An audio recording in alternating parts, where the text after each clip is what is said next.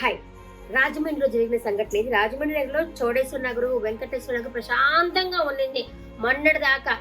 ఎప్పుడు శివరాత్రి అయిందో అప్పుడు ఆ పక్క రోజు నుంచి వాళ్ళందరికీ మోషన్స్, వాంతులు పట్టుకోవడం అయితే స్టార్ట్ అయింది.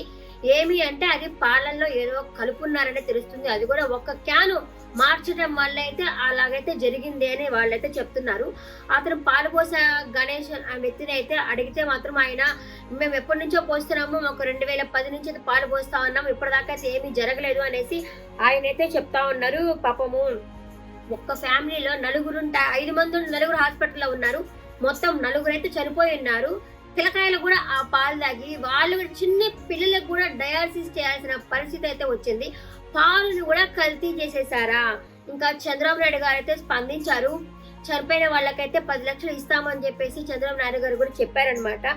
ఇకపోతే పోస్ట్ మార్టం చేసిన తర్వాత నిజాలు వస్తే మాత్రం అతని పని అయిపోయినట్టే. ఇంకా అప్పుడప్పుడు పాలు పోసే వాళ్ళు వెళ్ళకపోయేసి అసలు ఎన్ని పాలు ఉన్నాయి, ఏంటి, ఎంత పోస్తున్నారు, అసలు ఏమైనా కలుపుతున్నారా అనేది చెక్ చేయాలా.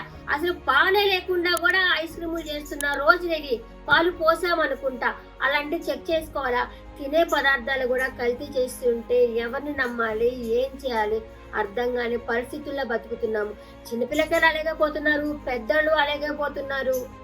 ఏంటో అసలు అన్ని కల్తీ అయిపోతున్నది. తినడానికి కూడా తినాలి అంటే ఆలోచించాల్సిన పరిస్థితి వస్తా ఉంది. ప్రతిరోజు ఉదయం 6 గంటల నుంచి 6:30 పాలు, సైకిల్ పాలు అబ్బాయి వస్తారు. అక్కడ చాలామంది ఇక్కడ ఖాతాగా పాలు వేయించుకొని అవి పిల్లలేటి పెద్దలేటి అందరూ అవుతారు. గత సోమవారం కాడి నుంచి కొంచెం అది ఎలాగేసారో ఏమో, పాలు తాగిన కాడి నుంచి 60 నుంచి 70 సంవత్సరాల లోపు ముసలి వాళ్ళు అందరూ కొంచెం అస్వస్థకు గురి అయ్యారు. అలాగే ఒకరు చనిపోయారు బాంబే కాలనీలో. కనకరత్నం అలాగని, బాసిటి కనకరత్నం గారు అలాగని, కిడ్నీలు పెయిన్స్ అయినాయి అని వాళ్ళు చనిపోయారు.